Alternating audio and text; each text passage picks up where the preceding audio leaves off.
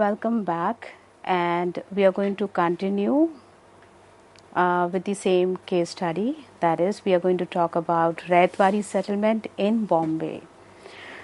Before that, we had a discussion on the Ryotwari settlement in Madras, and it's going to be kind of a comparative, you can say, study of these two case studies to begin with. Ryotwari in the Bombay Presidency had its beginning in Gujarat. The British began by collecting the land revenue through the hereditary officials called Desais and the village headman Patel. Now, this is a precursory information that we have to remember, that that's the reason why Bombay Presidency was chosen, you can say, as a part of, you can say, conscious choice. However, this did not produce as much revenue as the British wanted. They began collecting directly from the peasants in 1815. Now, it was thought about that the same system is going to help them to, you can say, get access to the revenue, but then the same pleasant, you can say, experience was not otherwise, you can say, experienced up when they initiated up, you can say, Ryotwari settlement there in Bombay. When they conquered the Peshwa's territory in 1818, the Ryotwari system on the Madras pattern was also introduced there under the supervision of Munro's disciple Elphinstone to begin with. Now, there are two things that are very much clear over here. It's that Munro need to be given the credit because he was the mastermind behind, you can say, the Ryotwari system to begin with. And what he started was somehow, you can say, felicitated, was put into place when his disciple Elphinstone actually came. So he also need to be given the due credit along with the Munro, the moment we are talking about. Now, there in the Ryotwari system, when it was introduced up there in Bombay Presidency, a regular measurement and classification of the land was commenced under the supervision of an officer named Pringle. Now, there are several people who were actually engaged up, who were involved with the entire, you can say, task, and Pringle was one among them. This survey was supposed to be founded upon the theory of rent developed by the English economist Ricardo. Now, it says up that the entire task involved a lot of people actually into it. The system was first, you can say, introduced up with Munro, then his disciple, you can say, Elphinstone comes up, then the supervision was given by Pringle, and it was put on the, you can say, theory that how things are going to be otherwise, you can say, taken care of. Now, this theory was hardly applicable to Indian conditions, and in any case, Pringle's calculations were full of errors and the resulting assessment was far too high. So, it was said up that the entire theory was not very much fitable there in the Indian conditions. They are not actually dealing with the same sort of people to deal with. So, obviously, how the result is also going to be the same. Then the survey that they conducted were also very much faulty. They were full of errors. They were not actually giving the real picture that was otherwise expected. And the resulting assessment was also too high. So it was something that was not actually helping them anyway, rather than, you can say, creating problems. But then they thought about that the way they have otherwise dealt, they are going to deal it this time as well. So when the government tried, you can say, collecting the amounts fixed by Pringle in Pune district, many of the cultivators gave up their land and fled into the territory of the Nizam of Hyderabad. This assessment had to be abandoned after some years. It was replaced by a reformed system devised by two officers named Wingate and Goldsmith. Now, that really makes up that it was thought about that if Pringle would have been, you can say, correct in what he thought about it's going to be applicable, then why the cultivators were actually leaving their land and they were moving to the other places? The other thing is that if the assessment was done properly, why it need to be abandoned after some years? And if it was absolutely, you can say, in place, then why there was a replacement that was otherwise required? So that really speaks a lot about that Ryotwari system too had a lot of, you can say, problems that need to be, you can say amended, that need to be, you can say, thought about. And if they would have already considered it, then probably this system would have been a fruitful, you can say, exercise with which they thought about they're going to introduce it. Now their system, when Wingate and, you can say, Goldsmith came up with the system, they thought about that this system will not try to apply any theoretical rules. I mean, it's not going to be a theoretical thing. It's not going to be something that's going to be only on, you can say, as a part of the record to begin with. Something that is going to be otherwise exercised upon. But then how it's going to be functionally implemented. So it aimed at moderating the demands to a level where it could be regularly paid. So they thought about they have to moderate the demands. They have to really revisit what they have otherwise introduced up, and that's going to help them to have a regular, you can say payment of the revenue is going to be done. The actual assessment of each field depended upon its soil and location. Now, the moment we are talking about land, when we talk about, you can say, the variables within which a land is going to be otherwise accessed and assessed upon.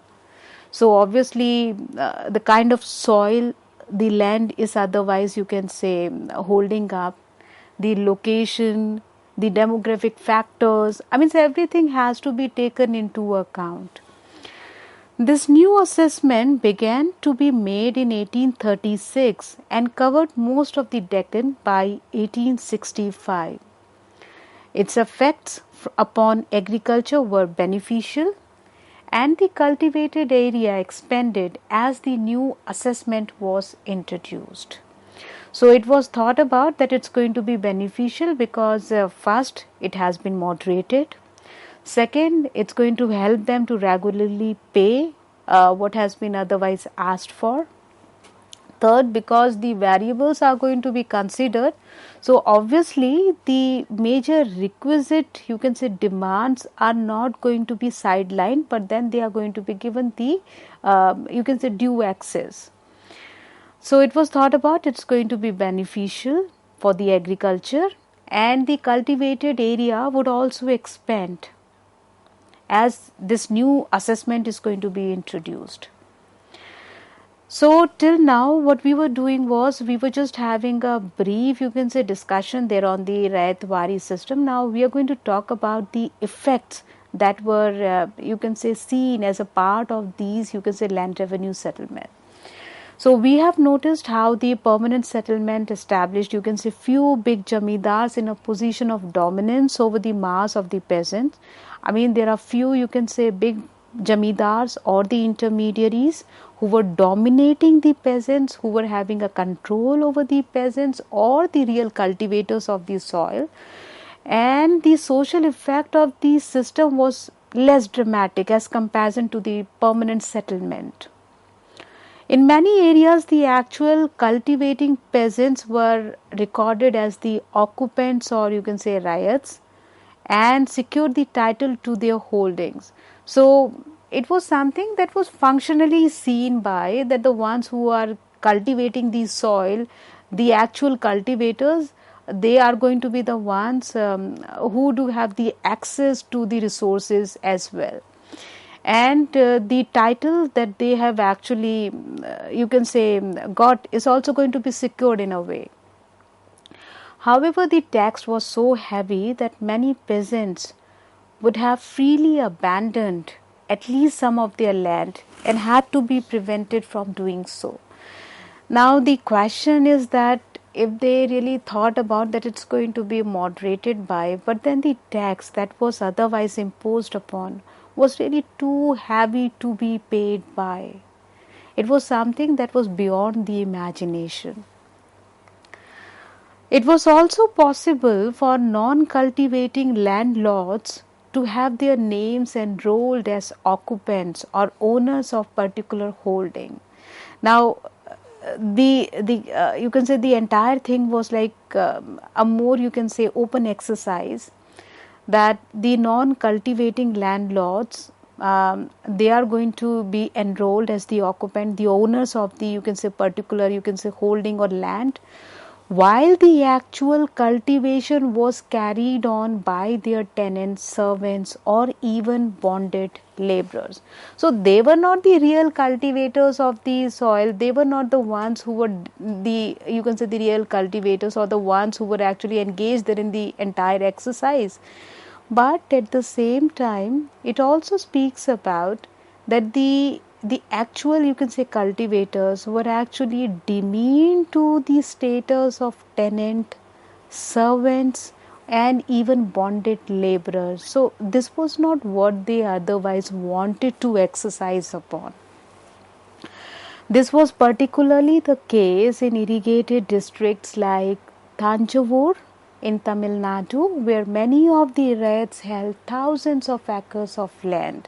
So we can see that the repercussions of the system were somehow, you can say, bore by the real, you can say, cultivators, the real, you can say, Rayats or the peasants to begin with.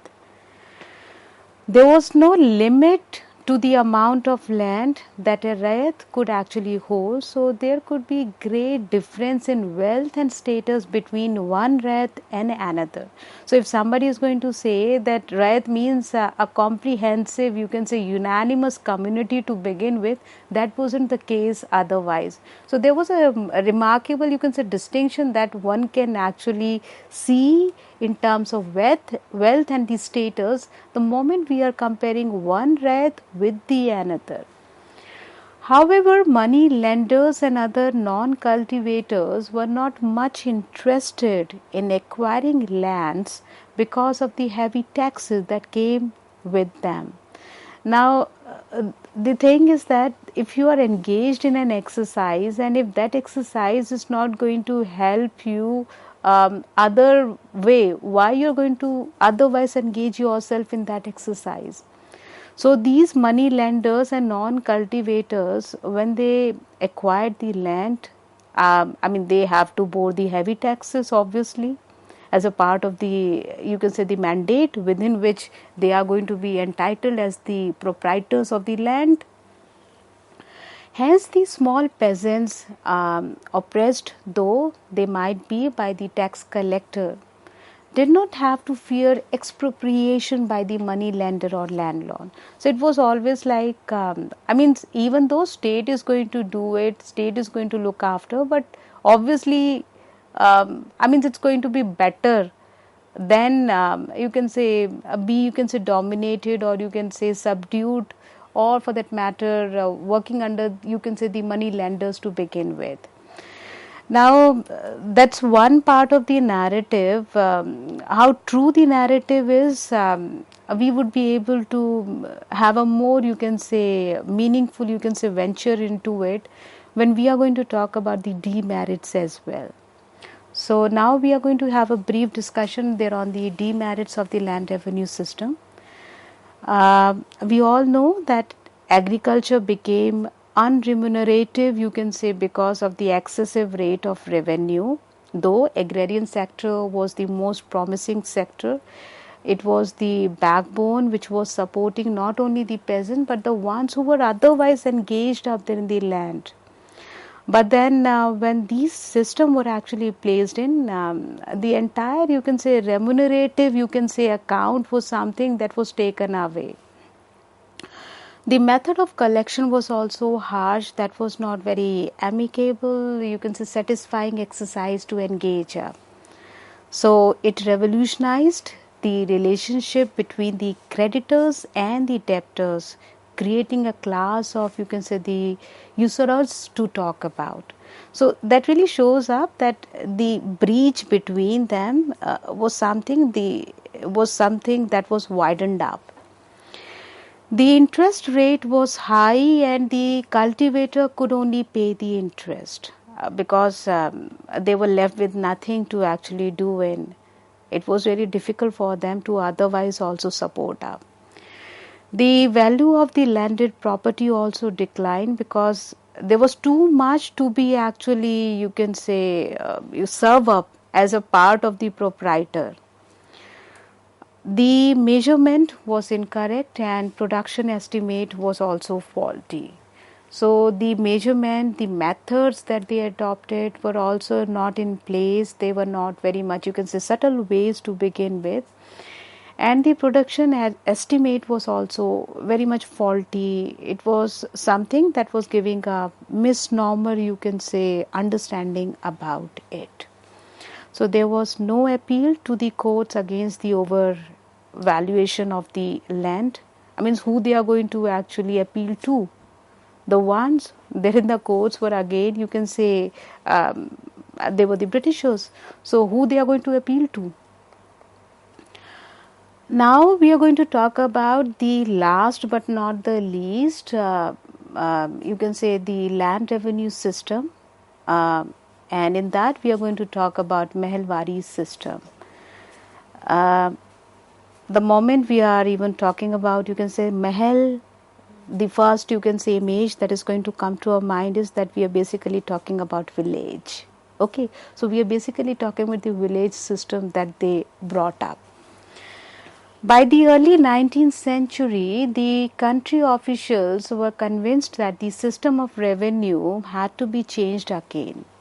So this was like a continuous, you can say, recurrent exercise that they were engaged in. They came up with the permanent land revenue system. They realized that somehow the intermediaries or the jamidars were not actually helping them.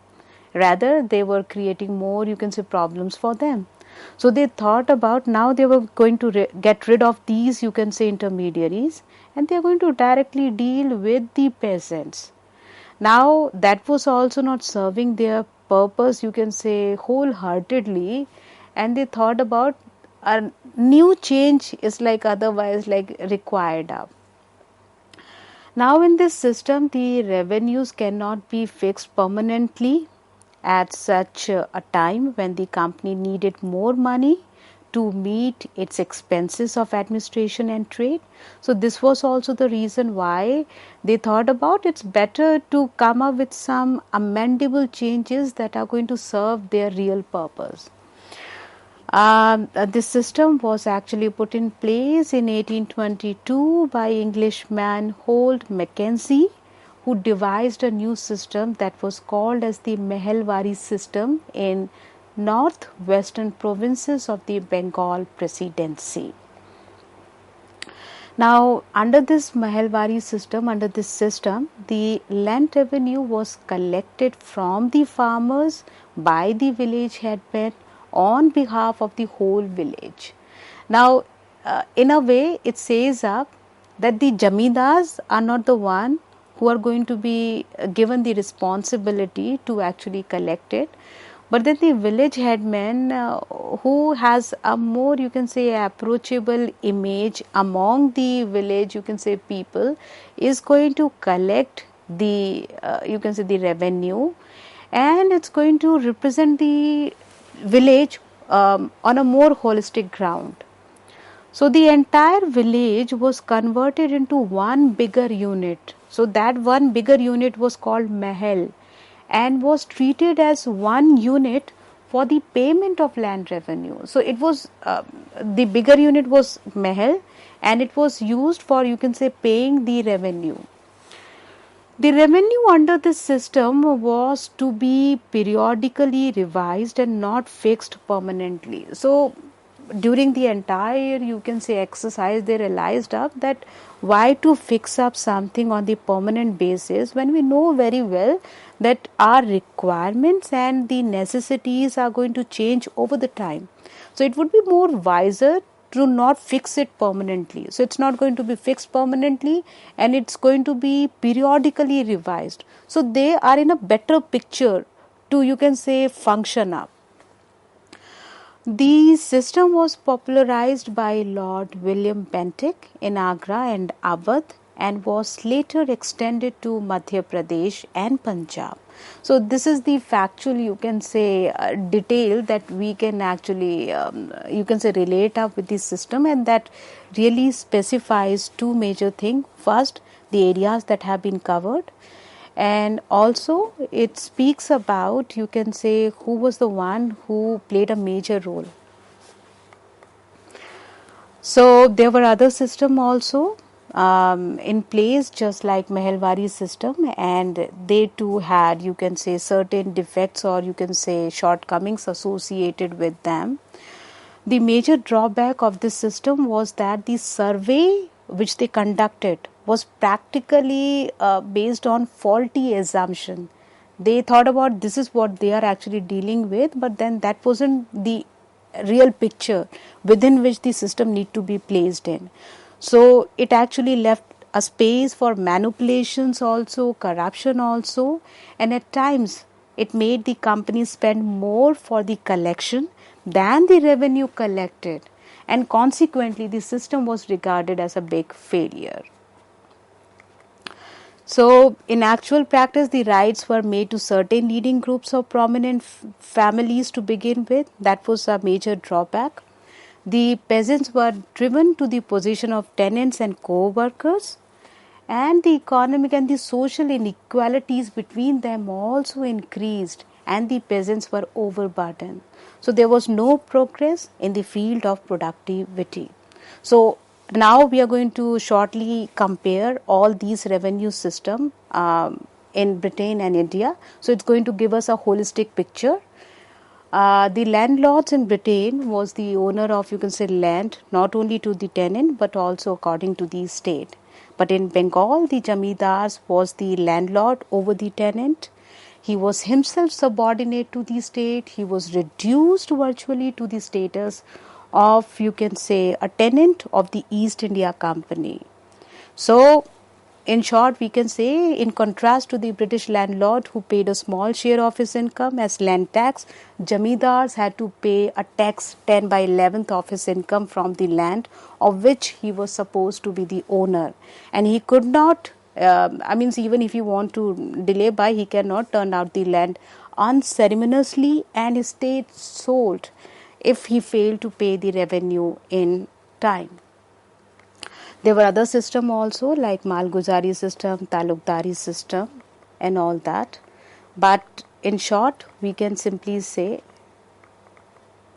we can actually conclude by saying that British revenue system therefore led to the impoverishment of the peasantry by making land a transferable property. The British facilitated, you can say, the rise of absentee, you can say, landlords, oppressive money lenders, and pushed the peasant further into misery. Jamidars exploited farmers and farmers became landless. Thank you.